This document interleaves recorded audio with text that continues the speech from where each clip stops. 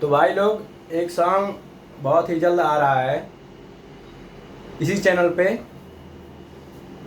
ना जियब तोहरा बिना अजुए बुझाइल बा। सैड सॉन्ग बहुत ही ज़बरदस्त रिकॉर्डिंग हुआ है, सुनाते हैं आप सभी को।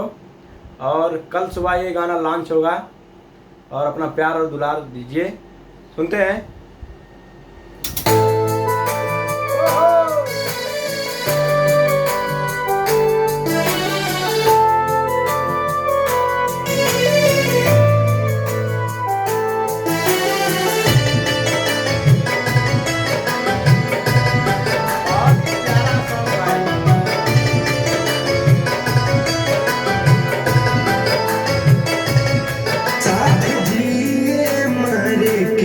हमसे कैले रहल वादा, बुझ पवली ना दिल के का तोहरो इरादा।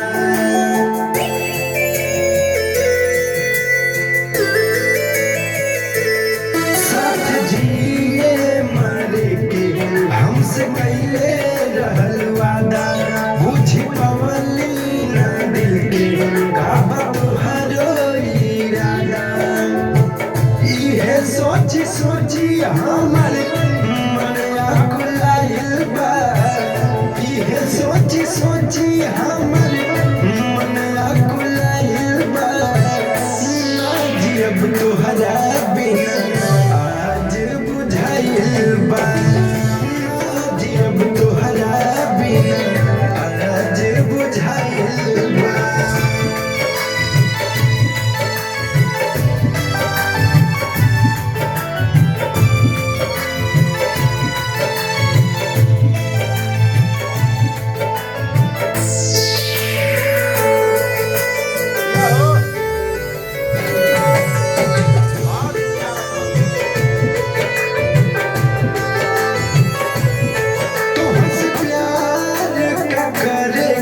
हकदार नहीं हम तोहरा का नजर में, वफादार नहीं हम।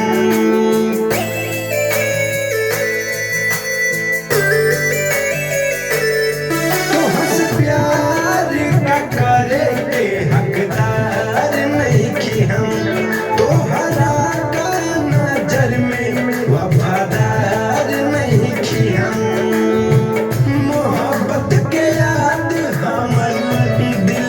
समाइल बा मोहब्बत के याद हमर दिल में समाइल बा।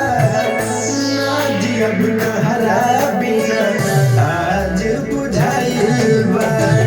ना जियब तोहरा बिना आज बुझाइल बा।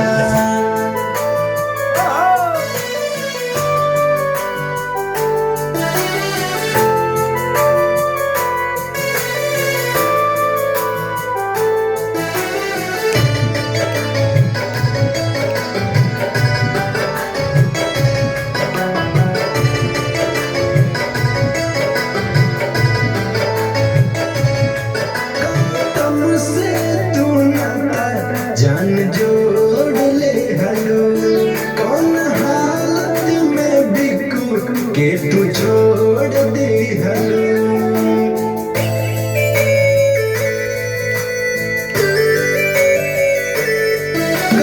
तुमसे तू नाता जान जोड़ ले हलो, कौन हालत में बिकू के तू छोड़ दे हलो।